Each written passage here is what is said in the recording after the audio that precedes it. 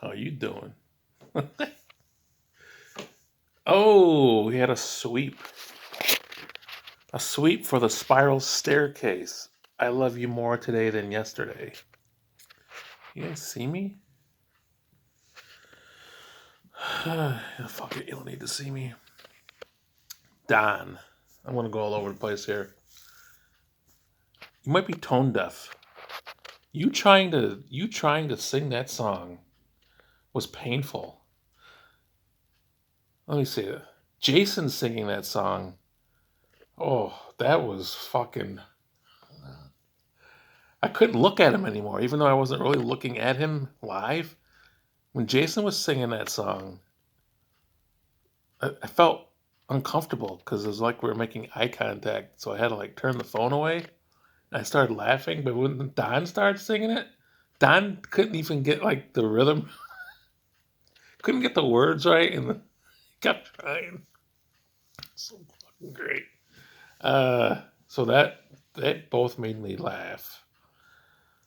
Um,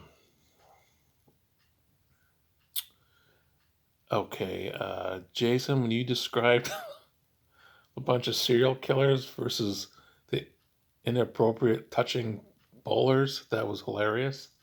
Sometimes I smile, and sometimes I actually make a noise when I actually laugh. And that made me laugh out loud. I know it's kind of a cliche now with LOL, but it made me laugh out loud with that description. Everybody mentioned the bass player from the Spiral group. I don't know if anybody read the comments, but I've had this one um, on my list for probably a year or so, and I'm not sure how long ago. Somebody in the comments said, "So great." Never knew Larry Zonka became a bassist after his football days. Fucking Larry Zonka, and also looks like I don't know. Jason probably remembers. It looked like a young Rick Ingham. So every time I see that guy doing that shit kick, I think of Larry Zonka and Rick Ingham. Oh shit! But the Stormy song, I probably would have picked the same one. But the Stormy song is it's so good. I mean, it's kind of dark, but the lyrics is like, "You were the sunshine, baby." How things were so good, and now it's just stormy, and it's just. I guess it's depressing, but I don't know. Maybe I could just relate to it. It's like so good. I guess you have to be in a certain mood. But the guy's vocals, especially in the chorus, when he started really getting into it, I'm not going to do what Jason and Don didn't sing because I think three people out of four is too much. But when he hits that powerful, no, I can't do it. When he hits that powerful chorus, it sounds so good. It's so passionate. So I really like that song a lot. Um, Jim, you were cold. So something like it's fucking cold out here. That made me laugh. Uh, Jim, what else did you say? I can't remember. But maybe mom and dad will come see you. I think mom's itching to do something. I just think dad, dad sometimes I don't know. I don't know. Dad struggles sometimes with the health and I don't know. So maybe they'll come Sunday. Hopefully they do. Uh, Don, what else did you say besides your awful butchering of those lyrics? Um, you talked about my Twitter account. I do remember putting that about Trump. That was 2 years ago. Twitter is so useless for me because why would someone? I don't understand Twitter. I guess like I have Facebook, so why would I post something on two social medias? I don't get it. And 2011, you said. I bet you, I don't know how long I've had Twitter, but I guarantee I haven't had more than 10 posts. Maybe like 7 or 8. I don't think I've had 10 posts on there. I just don't understand the need for two. I rarely post on Facebook anymore, but I'm curious to know what I said in 2011 that had you so fired up. Maybe I don't want to know. I don't know. Sometimes I feel like there's just two people in me, and I have different personalities, and I post shit that at the moment seems kind of fuck it, but then sometimes I look back and cringe. Um, but anyway, seeing the field, Don, was very cool. The fact that Bryce Harper actually sounds like he dumped some money into that, got his name up there. It's got to be pretty inspiring for the kids to play in the field like that. Uh, I was wondering how you're doing. Caesar says you're 0-2, but you're improving. That's always good.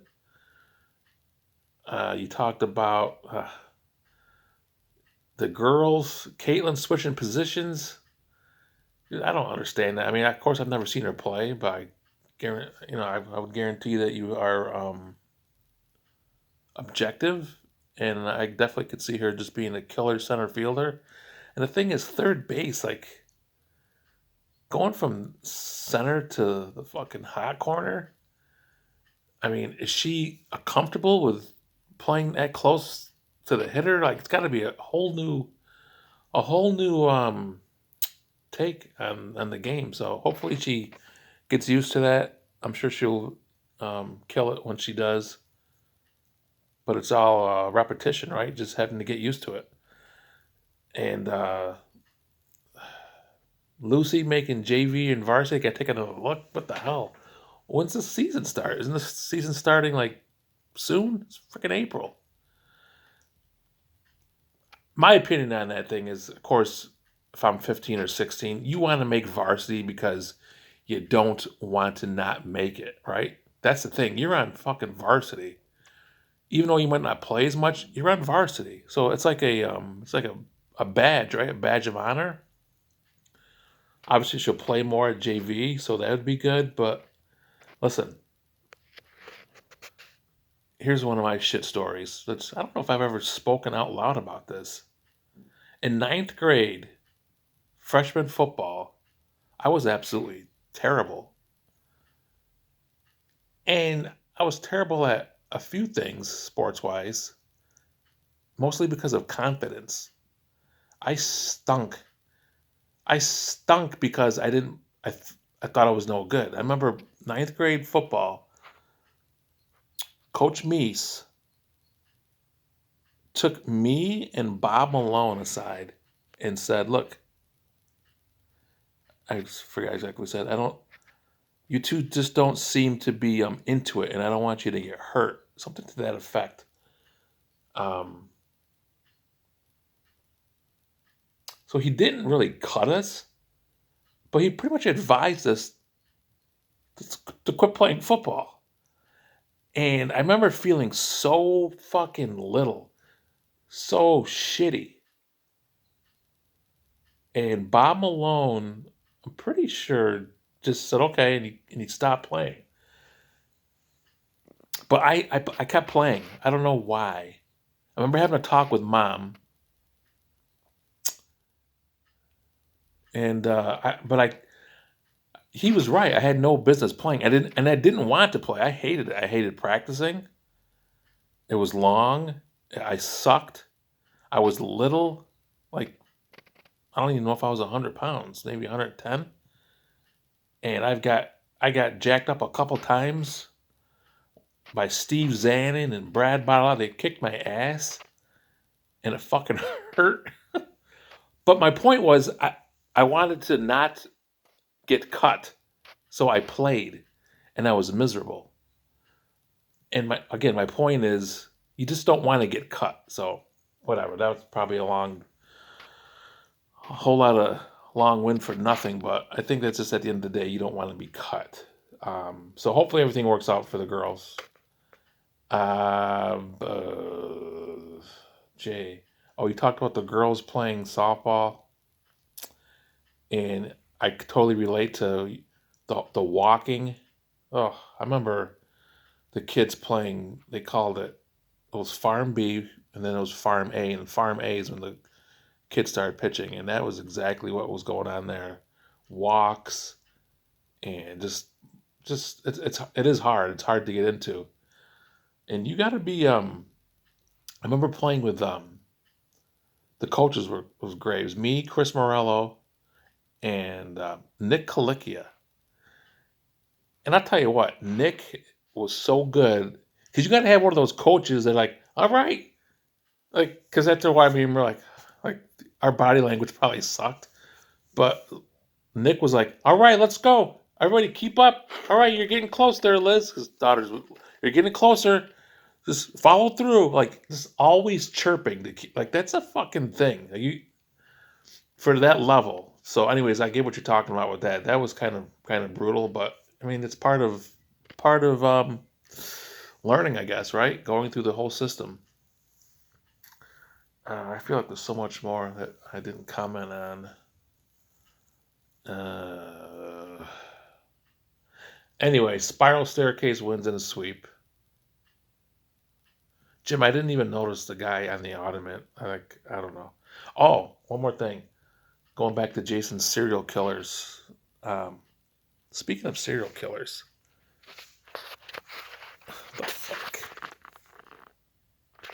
I watched the Ted Bundy files on Netflix a few days ago. It's 4 parts. I highly recommend it. Like everybody knows who he is, right?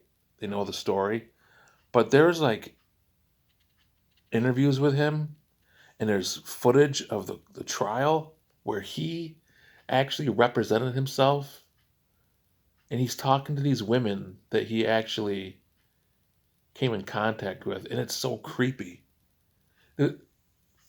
Whatever. I don't know who follows through with these things, but if you get a chance, check out the Ted Bundy shit on Netflix. So good. It was hard to not just keep watching one after another because they're approximately 50 minutes, and then the last one was like an hour and 14. It was so good, so good. The one woman that got away is still alive, and they interviewed her. Uh, just crazy, crazy shit. I guess that's it. I know there's things I probably forgot to touch on, and I'm already at 12 minutes, so you guys are probably cringing when you see this. Um, we are 2 weeks, a little over 2 weeks away from having to pin down a date for our bracket call. Is that what we call it? A bracket call? So something we could think about. Um,